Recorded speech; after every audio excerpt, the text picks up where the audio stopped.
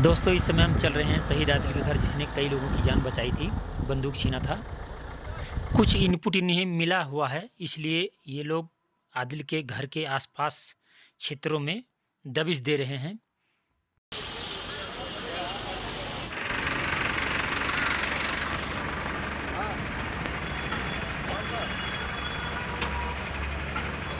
पूरे जम्मू कश्मीर में इसी तरह पुलिस सर्च ऑपरेशन करते हुए आपको दिखाई पड़ जाएगा।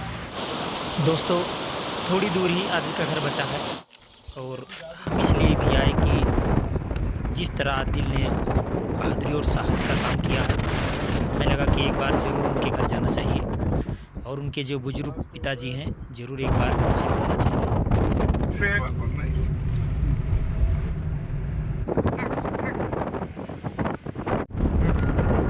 देखिए एक बाबा जी बैठे हैं दोस्तों, जो अपना घोड़ा चरा रहे हैं।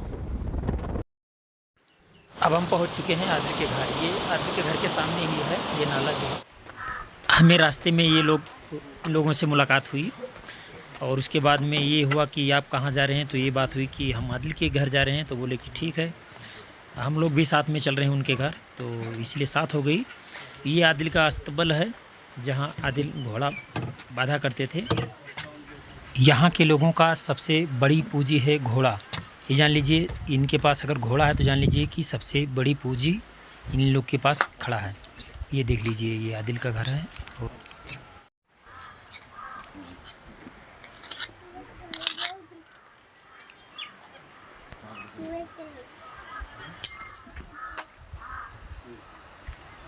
ये देख लीजिए कितना जर्जर हालत में इनका घर है, जो कि आप देखेंगे एकदम से पहले का वो लकड़ी का जो ऊपर का बना के रखे हैं, और नीचे का केवल थोड़ा ईंटा है।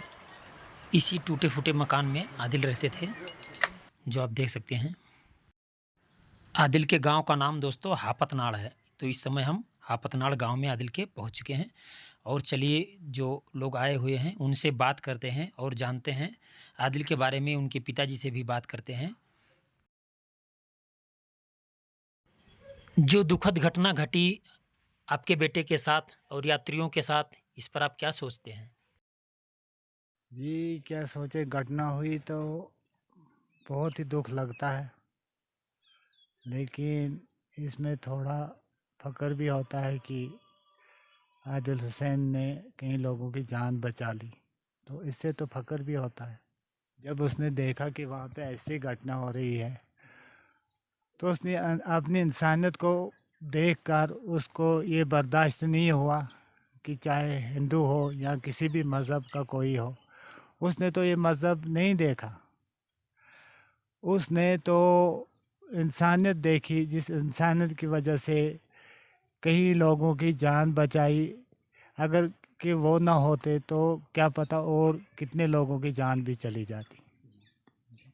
यहाँ से वो पैदल जाते थे ड्यूटी करने के लिए। यहाँ से कितना दूर पड़ता है जहाँ ड्यूटी करने जाते थे? जी अपना खुद का घोड़ा था? नहीं जी, खुद का घोड़ा नहीं था, क्योंकि वहाँ पे खुद के घोड़े नहीं होते हैं, वहाँ पहलगाम के घोड़े होते हैं। लेकिन वहाँ एक बात और भी है कि वहाँ रजिस्ट्रेशन वहीं के घोड़ों को मिलती है। जो यहाँ के घोड़े हैं ये नहीं वहाँ पे चलते, तो मज़दूरी के लिए जाते थे। ये तो सुबह 8 बजे से निकलते थे, और शाम को कभी 8 बजे भी, कभी 9 बजे, 10 बजे तक इनका आना होता था। तो उस दिन भी यही हुआ कि पहले 2-3 दिन बारिश थी, और 22 अप्रैल को धूप निकल गई, तो और ये काम पे चले गए मज़दूरी के लिए। तो फिर जब वहाँ पहुँचे तो वहाँ पे 2 बजे ऐसी घटना हो गई, जिस घटना का हमें भी थोड़ा बहुत यहाँ पे पता चल गया कि 2 बजे वहाँ पे कुछ घटना, गोलियाँ चली हैं और कुछ ऐसा हमले हुए हैं। तो 2 बजे से हमने फ़ोन करना शुरू किया, तो वहाँ नेटवर्क नहीं आया, जिसकी वजह से हमें 4:30 बज गए। और 4:30 बजे, 4:45 के बाद ऐसे ही दरमियान में कुछ फ़ोन ऑन हुआ, तो हमने सोचा कि अब शुक्र अल्लाह का कि अब ये नीचे आ रहे हैं, तो फ़ोन ऑन हो गया। लेकिन ऐसे करते करते हमें जब ये बहुत टाइम गया, बहुत सारी कॉलें की, तो इसने फ़ोन नहीं उठाया। तो हम फिर गम में पड़ गए, परेशानी में। या अल्लाह ये क्या हुआ है, ये फ़ोन क्यों नहीं उठाता है, क्या बात है क्या नहीं है। तो ऐसे में शाम हो गई, और जब शाम हुई तो हम निकल गए ढूंढने के लिए, और अशमकाम थाने पे पहुँचे, वहाँ पे रिपोर्ट लिखवाई और फिर परमिशन लेने की कोशिश की, लेकिन वहाँ परमिशन ना मिली, क्योंकि वहाँ का जो सब स्टाफ था वो उधरी पहलगाम में था। तो फिर बाद में उधर से उन्होंने हमें घर वापस भेज दिया। तो हम घर आ गए। फिर थोड़ी देर के बाद हमने फ़ोन पे उधर इधर कोशिश की, तो थोड़ा बहुत पता चला कि पहलगाम हॉस्पिटल में कुछ ज़ख्मी भी हैं और कुछ लाशें भी हैं। तो वहाँ पे तो बंद था। फिर थोड़ी देर के बाद वहाँ पे खुल गया, तो और हमारे कुछ 5-6 आदमी यहाँ से चले गए, जिन्होंने वहाँ पे मालूम किया, तो और आदिल की लाश वहीं पे थी। हाँ जी। फिर बाद में उन्होंने उन लाशों को एम्बुलेंस में हॉस्पिटल वालों ने श्रीनगर भेज दिया, और श्रीनगर में पोस्टमार्टम किया और रात को वहीं पे रखा। तो सुबह जब हुई तो सुबह के 11 बजे यहाँ रवाना किया, और 1 बजे उसकी लाश यहाँ पहुँची। मजदूरी करने कितने दिनों से जाते थे, कितने सालों से? जी, मज़दूरी तो वहाँ पहलगाम में मैं भी जाता था पहले घोड़ों के साथ अमरनाथ यात्रा में। तो मज़दूरी तो हम करते रहते थे बचपन से ही। वो आदिल जो था उसने 12वीं तक पढ़ा था।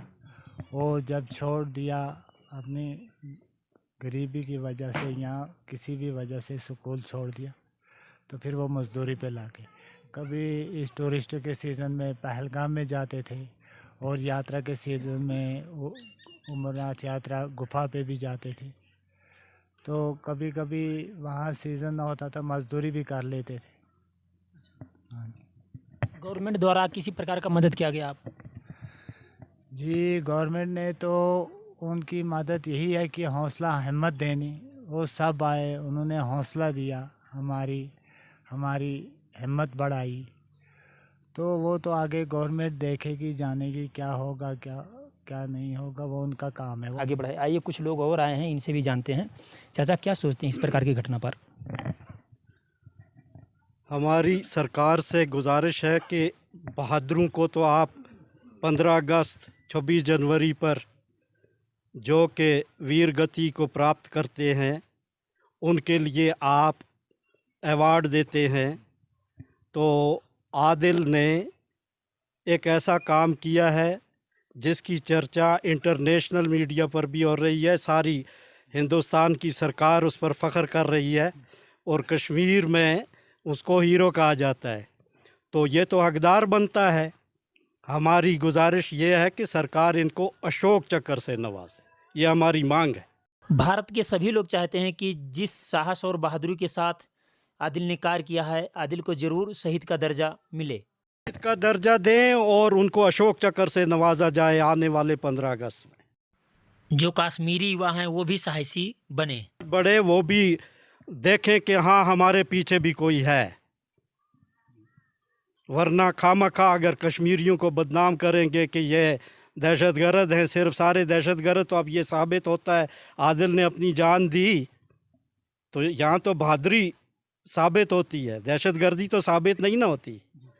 इसलिए मीडिया से भी हम गुजारिश करेंगे कि जहाँ अच्छी बात है वो उसको भी दोहराया जाए, जहाँ बुरी बातें हों उनको भी दोहराया जाए, ताकि ये हो जाए, हर किसी की तरबियत हो जाए, हर किसी को एजुकेशन मिले, ना कहीं गलत हो, और ज़्यादा से ज़्यादा अच्छा काम किया जाए अपने नेशन के लिए, अपनी कौम के लिए, अपनी स्टेट के लिए, अपने डिस्ट्रिक्ट के लिए, अपने गाँव के लिए। और हमारी ये भी मांग है, हम सड़क से आए, आप भी हमारे साथ थे, तो देखें कैसा रोड है, तो रोड भी नहीं बन रहे। अगर वो नरेगा के काम हो रहे हैं तो सिर्फ क्या ठेके निकालने के लिए, पैसे वसूल करने के लिए हैं, तो देखें ना रोडों की हालत क्या है, देखें ना हालात क्या हैं। इसके लिए भी हम लोकल गवर्नमेंट को कहेंगे कि इस तरफ तवज्जो दे। लोगों की ये हालत, खस्ता हाली देखें, ये कितना गरीब घराना है। और आदिल के लिए कोई सिंबल बनना चाहिए यहाँ इस इलाके में, इस वैली में, उसने ऐसा बहादुरी का काम अगर किया, अगर आप कहते हैं कि काम किया है, तो फिर हम तो यही हक बनता है इस इलाके का, एक निशान बनना चाहिए कि आदिल, ताकि हमेशा जो भी उसको देखे और उसकी कुर्बानी को याद करे। और इस काम में देरी नहीं होनी चाहिए। नहीं होनी चाहिए, बिल्कुल नहीं होनी चाहिए। देर हो गई तो गया मामला। इसलिए जितना जल्दी हो हमारी इस गुजारिश को जो है ना सुना जाए, और इनके गरीब बच्चे हैं, यतीम हैं, बुज़ुर्ग वालिदैन हैं, इनके लिए सोचा जाए। हम इनके लिए एसआरओ की डिमांड करते हैं। इनके घर में कोई किसी को जो है ना मिलनी चाहिए मुलाजमत, एसआरओ जिस तरह मिलता है बाकियों को, तो ताकि इनके ये यतीम बच्चे, गरीब माँ बाप, इनका गुजारा हो। बस यही हमारी डिमांड है। इसी के लिए हम इनके लिए भी आए। हम डिस्ट्रिक्ट कुलगाम से आए हैं। हम इनकी यहाँ ढारस बंधाने के लिए, हम इनकी ताज़ियत के लिए आए हैं, और हम दुआ करते हैं कि आदिल को अल्लाह ताला जन्नत में जगह दे।